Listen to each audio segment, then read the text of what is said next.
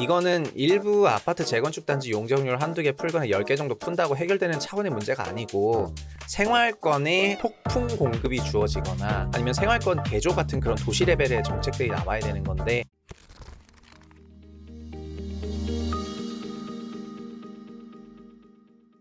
최상욱 대표님 오셨습니다. 안녕하세요. 예, 안녕하세요. 최부심과 최국장으로 활동하고 있는 최상욱입니다. 커넥티드 그라운드 최부심, 최국장, 최상욱 대표 뭐 이렇게 네. 많으세요? 커넥티드 그라운드는 최부심과 최국장을 가지고 있는 회사 이름이고, 네. 이제 유튜브 채널은 최부심하고 최국장 2개 하고 있습니다. 많습니다. 안 와이스트리 하나 딱 이름 안 많아요. 좋은데. 네, 안 맞습니다. 네. 안 그래도 이제 저는 이제 부동산부터 여쭤보려고 하는데 네. 진짜 요즘에 그 직역기 들으시죠? 원래 네. 이제 부동산 관련된 이제 뭐 패널로도 많이 나가십니다만 네. 627 그다음에 97이었나요? 97 대책, 그 다음 97, 17, 그리고 11호. 11호. 11호. 예. 그 이후에 과거 평가들은 또 많이 하셨으니까 일단 그 이후에 서울 집값 잡힌 겁니까? 잡혔냐고요? 네. 아니, 지금 촬영일이 이제 11월 중순이잖아요. 11월 18일 화요일 오후에 찍었습니다. 네, 11월 중순 기준인데 지금 주택가격 상승세가 둔화가 되기는 했지만은 뭐 잡혔다고 할 수 있는 상황은 아직 아닌 것 같고요. 그리고 11호 대책이 나온 지 한 달이 넘었는데 한 달 넘어가는 과정에서 후속 대책이 늦게 나오고 있기 때문에 시장에서는 11호 이후에 후속 대책이 늦어지는 부분을 반영을 하는 분위기가 되는 것 같아요, 다시. 선반영이요? 네, 이제 반영을 할 것 같습니다. 지금도 그렇고. 그리고 그 기저에는 지금 정부가 부동산 시장 안정화 수단을 모르는 것은 아닌데 그것을 과연 할 것인가에 대한 근본적인 불신이 좀 있어 보이고, 소위 그런 기대가 없는 거죠. 보유세를 크게 인상한다던가 공급 폭탄을 한다던가 금리를 상승이라도 시킨다거나 하는 방식으로 과격한 가격 조정 방식을 안 쓸 것이고, 마일드한 가격 완화 정책을 쓸 거라는 기대가 시장의 심리가 팽배하기 때문에 이런 팽배한 심리 기조 속에서는 11호라 하더라도 거래만 불편하게 만들 뿐이지 근본적인 가격의 방향성을 꺾지는 못할 것 같습니다. 그래서 지금 11호 정책 하나가 마치 어마어마하게 정책이 실패했다거나 이런 걸 논의하기 앞서서 전체적으로 보면은 결국 이거는 문재인 정부 때부터 쌓여왔던 민주당 정부의 부동산 정책이 진정 시장 안정화의 방향으로 갈 것인가에 대한 시장의 근본적인 회의랑 연결돼 있는 거거든요. 네, 그래서 그 기대를 꺾지 못하기 때문이라고 생각을 하고 있습니다. 지난번에 그 97 대책, 네. 공급 대책, 오히려 수요 억제 대책이 아니라 공급 대책 나온 다음에 더 세게 비판하시고 예, 맞죠. 그동안에 눌렸던 거 그때 기사 헤드라인이 어떻게 잡혔더라 무슨 뭐 3년치가 갑자기 튀어오를 거다 막 이렇게 네, 맞아요. 표현하셨던가요? 네, 저 그렇게 표현을 했고 실제 그렇게 됐습니다. 그렇죠. 예. 97 대책 이후에 그리고 저도 원래 시장 안정에 방점을 찍었다가 97 나오고 나서는 이제 상승 못 막는다. 이제 97로는 97을 정부가 생각하는 그런 공급이라고 생각하고 있다면은 이제 시장에서는 과열로 화답할 것이다 이렇게 했고, 저도 막 돌아서 가지고 욕 많이 먹었잖아요. 네. 근데 제가 개인적으로 생각할 때는 지금 경제학의 오래된 개념으로부터 이제 돌아가서 얘기를 해보자면은 네. 기대라는 거를 이제 사람들이 반영을 하기 시작하고 그런 기대에 따라서 가격이 움직인다는 거를 맨 처음 얘기했던 거는 루카스라는 경제학자였는데 네. 1970년대에 루카스의 비판이라고 얘기를 하거든요. 뭐냐면 그전에는 주택가격이 임차료를 할인한 가격이다. 임차료 나누기 금리는 주택가격이다라고 하는 그런 공식 같은 거. 공식으로, 소위 이게 밸류에이션 주식에도 같은 거. 예, 고든 모형, 네. 장기 성장 모형 이게 있는데, 이거를 소위 그 어빙 피셔라고 하는 사람이 딱 수식화를 하면서 아주 유명한 경제학자가 됐는데, 과거에도 근데 항상 과열은 있어 왔거든요. 네. 그렇다면은 임차료 나누기 금리에서 금리에 큰 변화도 없고 임차료에 큰 변화도 없는데 과열은 왜 생기냐, 이런 질문이 당연히 나오는 거고, 그래서 그거에 대해서 이런저런 연구가 있다가 그 근본적으로 그건 사람들이 미래에 대해서 기대를 과잉으로 하기 때문이다라고 수식으로 좀 증명을 해낸 게 루카스란 사람이고, 그래서 현재 가격 P는 미래 E, P 플러스 1이라는 거예요, 한마디로 말하면. 즉 올라갈 것 같으면 사고 내려갈 것 같으면 빠진다는 거고, 이게 현재 주식에서도 추세 추종의 큰 이론적인 근거가 되는 겁니다. 네. 추세 추종이라는 것도 추세라는 상승 추세가 이어질 것을 생각하고 이제 트레이더들이 달라붙는 거기 때문에 이제 결국 인간은 기대에 의해서 움직인다는 거는 시장에서 항상 증명이 되고 있어요. 네. 근데 그 기대를 하는 부분에 있어가지고 저희는 부동산을 다룰 거니까 부동산에 대해서도 어떤 모종의 기대들이 존재하는데, 이거가 소위 사람들은 좀 너무 비이성적으로 기대를 한다. 가령 예를 들면은 그냥 1년 후에 집값이 어떻게 될 것 같냐, 10년 후에 집값이 어떻게 될 것 같냐 물어보면은 그냥 부동산 가격이 완만하게 상승한다고 생각하면은 1년에 예를 들면 3%씩 오르면은 10년 후에는 한 30% 올라갈 것 같습니다라고 생각하는 게 합리적인 기대인데, 네.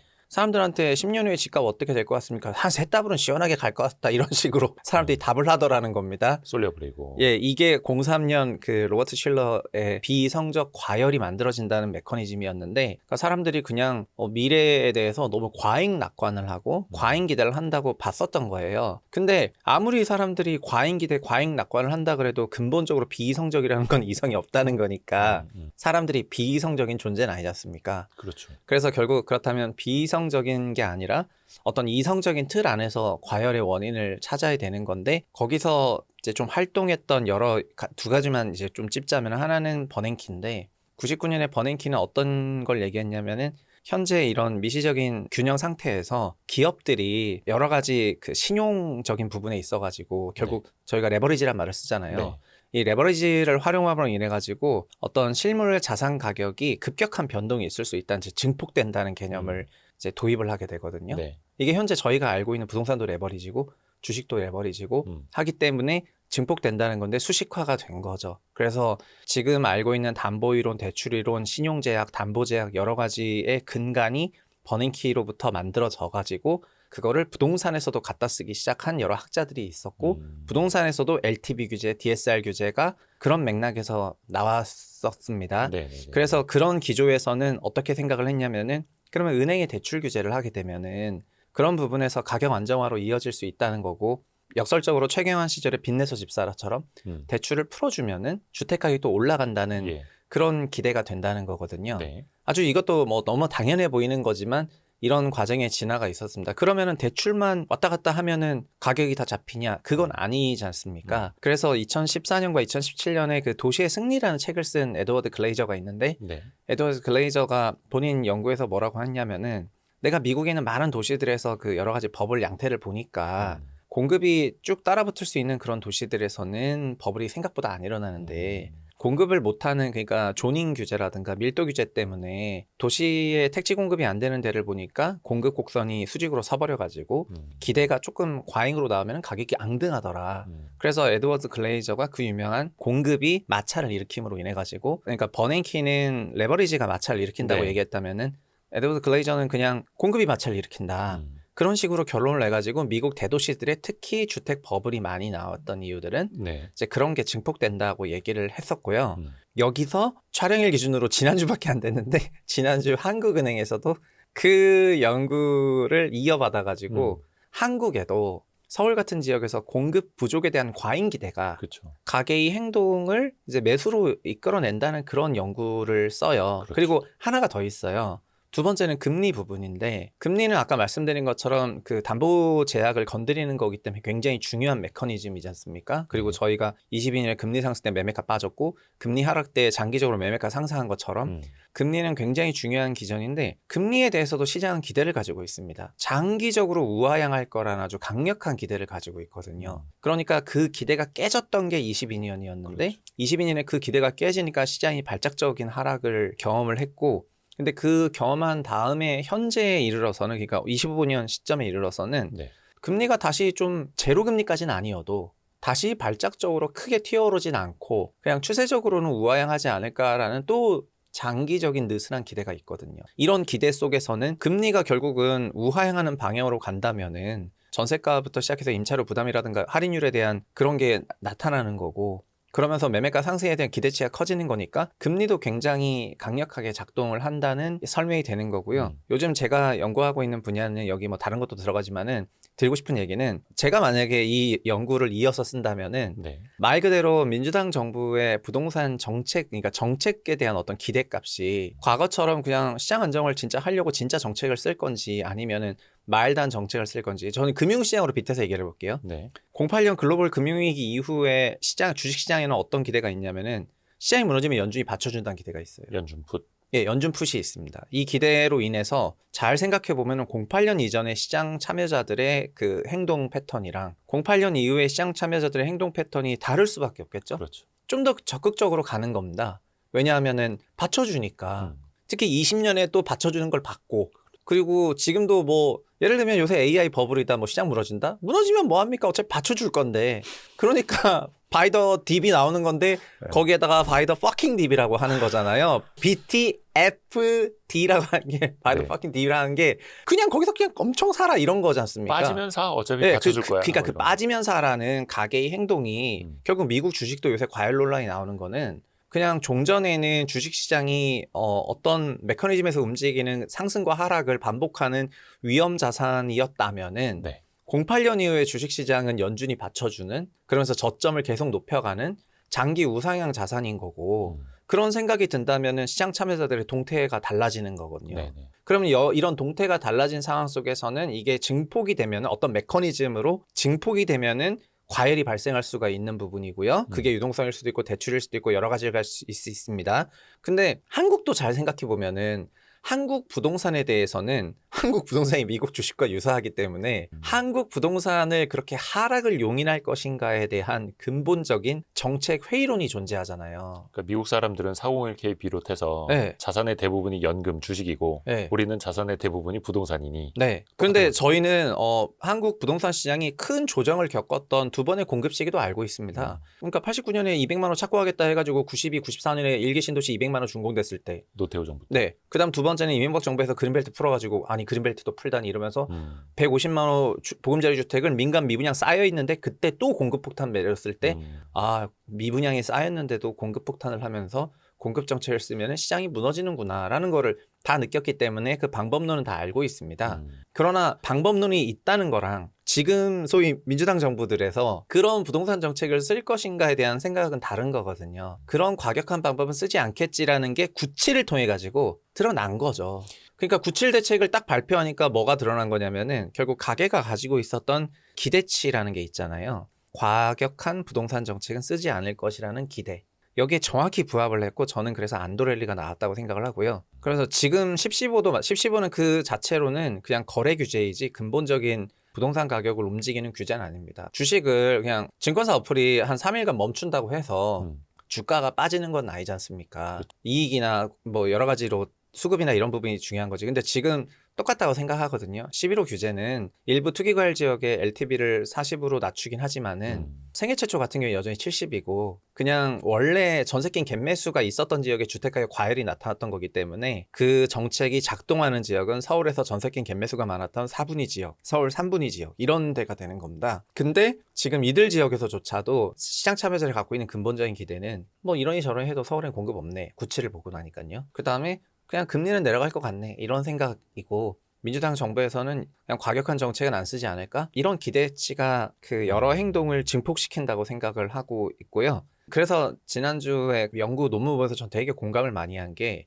공급이 단기적으로는요. 그러니까 단기적으로 공급을 아무리 늘려도 공급은 시장에 작동을 하진 않지만은 네. 그 기대를 꺾는 효과로 공급이 작동해야 되거든요. 네네네. 그래서 도심부터 포함해서 그린벨트 등등 잘 생각해 보면은 실제로 이명박 정부 때 그린벨트 풀어가지고 보금자리 주택 몇만 원 공급했냐? 연 15만 원, 10년 150만 원인데 3년 공급했거든요. 네. 그리고 그 3년 공급하는 것 때문에 민간 사이드 공급 별로 되지도 않았기 때문에 총 공급은 많지도 않았어요. 그러나 기대를 꺾었걸랑요. 그래서 그런 방식으로 접근했어야 되는데 97이 완전 다르게 놀았기 때문에 저는 97 대책 나오고 나서 그렇다면 가게는 공급이 없다는 기대를 더 증폭시킬 것이고 연준프처럼 공급 없다 이런 안도감 속에서 안도랠리가 나올 거라고 생각을 했었던 거고 지금도 그 연장선에 있다고 생각하고 있습니다. 그 97 대책 때는 이제 숫자는 컸습니다. 135만 원. 다만 네. 30년이었죠. 2030년까지 착공 기준으로. 네, 착공 그러다 기준으로 수도권에 135만 원 짓겠다고 하는 게 얼마나 허망한 계획이며 그다음에 얼마나 실감이 안 되고 그리고 지금 주택 시장이 갖고 있는 시장의 그 과열 양태가 수도권 135만 원 정도 지어가지고 안정화될 수 있는 수준이라고 생각했다면 저는 그거는 국토부가 현 상황을 완전히 잘못 읽고 있는 거라고 받아들일 수밖에 없었고요. 어떤 뭐 숫자 차원에서요? 아니면은 네, 그러니까 지금 필요한 거는 그런 공급에 대한 시장의 컨센서스라는 게 존재하는데 컨센서스를 너무 못 읽어서 완전 컨센서스 하단을 때린 거고 그 다음에 지금 보유세도 마찬가지고 대출도 마찬가지고 627도 그런 겁니다. 627도 왜 먹혔었냐면은 그것도 그냥 시장이 예상하지 못했던 시기에 생각보다 강력한 그렇죠. 그런 대출 규제 정책을 냈기 때문에 6억 시장 이상 컨센 대출 금지. 상단을 때려버린 건데요. 예. 결국은 기대치를 꺾는 방식으로 정책들이 나왔을 때 정책이 작동을 하지 그냥 기대치에 부합하는 수준의 대책들이 나왔을 때 실적도 똑같잖아요. 컨센 서프일 때 올라가는 거지 컨센 부합한다고 주가가 열다블 하는 거 아니지 않습니까? 네네네네. 근데 컨센을 하회하게 되면은 쇼크로 대응하게 되는 거잖아요. 97은 결국은 컨센서스 하단을 때린 거고요. 그냥 시장 안정화될 거라는 거에 대한 쇼크니까 주택가가 급상승으로 나타나가지고 화답을 하고 있습니다. 근데 어찌됐든 간에 이재명 정부 초반에 3번의 부동산 대책이 나왔고 연내에 추가 공급 대책을 내놓겠다라는 거잖아요. 공급 대책이 97이 일단 망했다는 거를 다 알고 있으니까 네. 97이 망한 상태에서 잘 생각해보면 97은 누가 이제 발의를 했냐면 국토부가 발의를 했죠. 근데 결국 국토부는 차관까지도 내려왔지 않습니까? 사퇴. 네. 그러면은 돈 현재 모아서 국토부에서는 주택실장이랑 정책관 정도 되는 주택정책과 그쪽에 있는 소수 인원밖에 없기 때문에 네네. 현재 우리나라에서 주택정책의 중요도를 생각했을 때 국토부 부처 하나가 커버할 수 있는 상황이 아니게 됐고 자연스럽게 대통령실에서 주택공급 정책 관련해가지고 이제 끌고 가게 됐습니다. 네. 그래서 대통령실에서 종합적인 주택공급 대책을 얘기를 하다 보니까 자연스럽게 기재부 갖고 있는 땅, 국방부 땅, 한국 모든 뭐 행안부 땅도 사실 기재부 땅 통해 가지고 가는 거지만 행안부 소속이든 국방부 소속이든 아니면은 각 지자체장들한테도 소위 여당 계열 지자체장이든 범부처 범지자체적으로 계획을 수립해 가지고 발표하겠다는 것 같고요. 그러니까 그런 계획이 이제 나왔을 때 어떤 형태로 나올지 지켜봐야 되겠습니다. 근데 앞에서도 말씀해 주신 것처럼 이재명 정부에서는 과격한 대책보다 마일드한 좀 부드러운 대책을 내놓을 것이다라는 게 지금의 컨센서스니 네. 그걸 깨려면 그거보다 더 과격한 대책이 나오면 잡을 수 있다. 근데 이제 공급도 그러면 그럼요. 기대가 꺾이면은 행동이 달라지니까요. 지금은 아까 얘기한 것처럼 만약에 보세요. 연준 의장 새로 바뀌었어요, 내년에. 네. 연준 의장이 바뀌었는데 그 사람이 뭐라고 했냐면은 더 이상의 연준 no more Fed foot 딱 선언하고 그것만으로 일단은 망가지겠죠, 시장. 굉장히 쫄걸요? 그렇죠. 그러니까 저는 이제 그 시장의 행동들에 과거로부터 누적되어 온 여러 정책들이 집합이 지금의 어떤 미래 기대치를 사람들이 갖고 있는 데 있어서 바꾸어 온다고 생각하는데 부동산에 있어서는 민주당 부동산 정부가 해왔던 과거 문재인 5년에 누적되어 온 실수들에 대해서 시장에서는 그냥 그럼 민주당 정부가 부동산 뭘 대책 내더라도 안 먹히던데 이런 인식론들이 존재하고 이런 인식론들을 깨기 위해서는 뭔가 서프라이즈한 거를 낼 생각을 해야 되는데 그런 생각도 못하고 있다는 게 저는 그게 아쉽다는 거고요. 그리고 그냥 현실로 돌아와 보자면은 그러면은 앞으로 97을 하는 걸 보니까 제가 그때 97 보면서 느꼈던 거는 더 이상 국토부로부터 서프라이즈한 주택 공급은 나올 수가 없겠구나. 그 다음에 현실에 대한 어떤 메타인지가 매우 떨어지는 것 같다. 현실 인식이. 네, 그리고 그게 관료들이 전반적으로 특히 장차관들이 그냥 적합하지 않은 사람들이 같다는 생각을 더더욱 하게 됐고요. 김인덕 장관 포함해가지고 김인덕 장관 그냥 삼성 국회의원이죠. 국토부 부동산 정책에 무슨 전문성 있는 사람입니까? 아니라고 봐야 되겠죠. 그냥 정치인이고 만약에 내년에 지선까지 나간다면은 이거는 진짜 초기 국토부 장관 인선은 대실패한 겁니다. 그리고 차관의 경우에는 물론 도시 환경학을 오래 하신 분이긴 하지만은 그러나 저가 생각할 때는 학계에 너무 오래 계셔가지고 그래서 지금 현재 민간 부동산 시장이 아주 치열하다는 거를 그만큼 잘 못 느끼셨던 것 같아요. 그래서 결국은 1차관이랑 국토부 장관이 국토부 공무원들을 데리고 혁신적인 주택 공급 계획을 내는 것이 아니라 원희룡 국토부 장관 시절에 했었던 그 리포트 포맷대로 냈기 때문에 숫자 모으기. 네. 그냥 숫자 모으고 예뻐 보이고 이렇기 때문에 그냥 저 완전 대실패라고 생각을 했고 그 순간 그러면은 공급을 책임지는 부처가 그 현 시점에 필요한 공급 정책을 못 냈다는 생각을 했기 때문에 제가 97을 보고 왜 그렇게 앞으로 이제 상승 못 막다 나도 그냥 상승론자로 갈아탈랍니다 막 이런 얘기를 한 이유가 다 이런 부분 때문입니다. 그러면 어찌됐든 간에 이번 정부도 생각이라는 게 있을 테니까 97 대책, 공급 대책 망했다라는 거 알고 135만 원 안 통한다라는 거 알고 네. 그럼 뭔가 실질적인 공급 대책을 보여준다라는 엄청난 이제 부담감을 갖고 있을 텐데 그 부담을 지금 대통령실이랑 기재부랑 국방부랑 그러니까 범부처, 범지자체가 지게 됐죠. 그럼 가장 현실적인 건 뭡니까? 뭐 그린벨트입니까? 당연히 그린벨트죠. 네. 그냥 한국 주택 공급의 역사에서 그린벨트 해제하고 신도시를 공급하면서 주택을 잡았지. 서울 안에 혹은 바로 주변에 틈틈이. 아니요, 그냥 서울도 아니고 서울 외곽에 있는 그린벨트 풀어서 다 안정화된 거예요. 일기 신도시 잘 생각해 보세요. 서울입니까? 아니죠. 이명박 정부 때 보금자리 주택 서울입니까? 과천 포함해 과천, 하남, 미사 다 경기도 신도시죠. 결국 왜 그런 효과가 발생하냐면은 행정구역 서울이 중요한 게 아니라 제가 생활권 서울이 생활구역. 중요하다고 네. 했는데 생활권에 지어지면 되는 거거든요. 생활권에 염가의 주택이 교통망이 되는 지역에 반값으로 지어지고 이러면은 그 생활권에 거주하시는 거지. 그래서 행정구역적 인구적인 분석은 이미 진지게 틀렸잖아요. 왜냐하면 서울시 인구가 2010년에 1000만 명 깨져서 계속 내려가는데 왜 인구는 줄어드는데 주택가격이 상승하냐 그거를 설명을 못하니까 2018년에 제가 서울 생활권 인구를 봐야 된다. 경기도에서 서울로 통근통학하는 인구. 통근통학하는 목적지를 중심으로 통근통학 바운더리가 그려지는데 그 목적지 베이스로 가장 큰 게 서울 강남권이고 네. 그 다음에 그 서울 3대의 그 업무 밀집 지역을 중심으로 각 생활권역이 구축이 되어 있는데 강남권역 같은 경우에는 주택 가격이 상승하면서 사람들은 서울로 경기도를 떠나가고 있지만은 통근통학 인구는 계속 늘어왔잖아요. 네. 계속 늘어왔기 때문에 생활권 사이즈는 커졌다는 거고 그러니까 생활권 사이즈가 커지는 게 중요한 거지 행정구역상 인구가 빠지는 게 중요한 게 아니고 서울시 인구가 앞으로 더 줄어든다 하더라도 업무라든가 교육이라든가 이런 중심 기능을 계속 갖고 있는 한 도시 구조가 이어지는 거지 않습니까? 그래서 이거는 일부 아파트 재건축 단지 용적률 한두 개 풀거나 10개 정도 푼다고 해결되는 차원의 문제가 아니고 생활권에 말 그대로 그냥 폭풍 공급이 주어지거나 아니면 생활권 개조 같은 그런 도시 레벨의 정책들이 나와야 되는 건데 노무현 정부 때는 그냥 그냥 하드하게 가보자 천도합시다 이런 방식을 택했었던 거고 지금은 어떤 약간 마일드한 방식으로 하려고 하는 거지 않습니까? 헌법 개정한 다음에 세종으로 옮기고 기능 좀 옮기고 약간 이런 마일드한 방식으로 하려는 이건 장기적인 부분이고 다만 이런 것도 실제 진짜 진행이 된다면은 시장의 어떤 기대를 건드리긴 할 겁니다. 그러나 지금은 어떤 생각이냐면은 현 서울 중심 도시 구조 못 바꾼다. 그 다음에 현 그럼 통근통학 그 생활권은 점점 커진다. 이 통근통학 생활권 안에 대규모 주택 집중 공급은 존재하지 않는다. 이거를 깔고 있는 거죠. 네. 대전제로. 네. 를 하면서 느끼는 최대의 만족은 선택의 자유가 저한테 있다는 거예요. 평생 일을 하고 싶으신 분, 이미 직업을 잃어버리신 분들이 이 직업을 권하고 싶죠.